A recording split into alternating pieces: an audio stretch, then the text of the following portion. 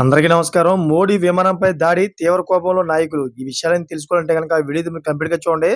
అప్పుడే మీకు complete information ఏంటో అర్థమవుతుంది. అదేవిధంగా చాలామంది వీడియో చూస్తున్నారు గానీ, లైక్ అని కామెంట్ చేయట్లేదు. దయచేసి లైక్ అని కామెంట్ చేయండి. లైక్ అని కామెంట్ చేయడం వల్ల ఈ విషయాలని మనం చాలా మందికి తెలియజేసిన వాళ్ళవుతాం. అదేవిధంగా మోడీ విమానంపై ఎవరు దాడి చేశారు? అసలు ఏంటనే విషయాలు మనం పూర్తిగా తెలుసుకునేవాళ్ళవుతాం. ఇంక లేట్ చేయకుండా పూర్తి వివరాలేంటో తెలుసుకుందాం. ఫ్రెండ్స్, అమెరికా అధ్యక్షుడిగా డొనాల్డ్ ట్రంప్ ఎన్నికయ్యారు. జనవరి 20న బాధ్యతలు చేపట్టారు. ఇక భారత ప్రధానిగా మోడీ మూడవసారి ఎన్నికయ్యారు. 3.0 పాలనలో మొదటిసారి మోదీ అమెరికా వెళ్లారు.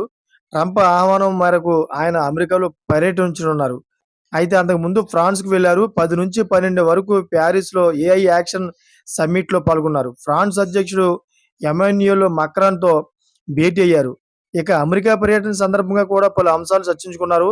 మోస్ట్ వాంటెడ్ క్రిమినల్స్‌ను కూడా భారత్‌కు అప్పగించే విషయం కూడా చర్చకు రానుంది. వాణిజ్య పెట్టుబడులు, టెక్నాలజీ, డిజిటల్, రక్షణ రంగంలో పరస్పర సహకారం, ఉగ్రవాదం అణచివేత, counter terrorism, Indo Pacific security వంటి అంశాలపై ట్రంప్, మోదీ చర్చిస్తారని సమాచారం.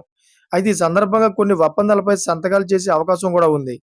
ఇదిలా ఉంటే మోడీ ప్రయాణిస్తున్న విమానంపై దాడికి ఉగ్రవాదులు కుట్ర చేశారని తెలిసింది.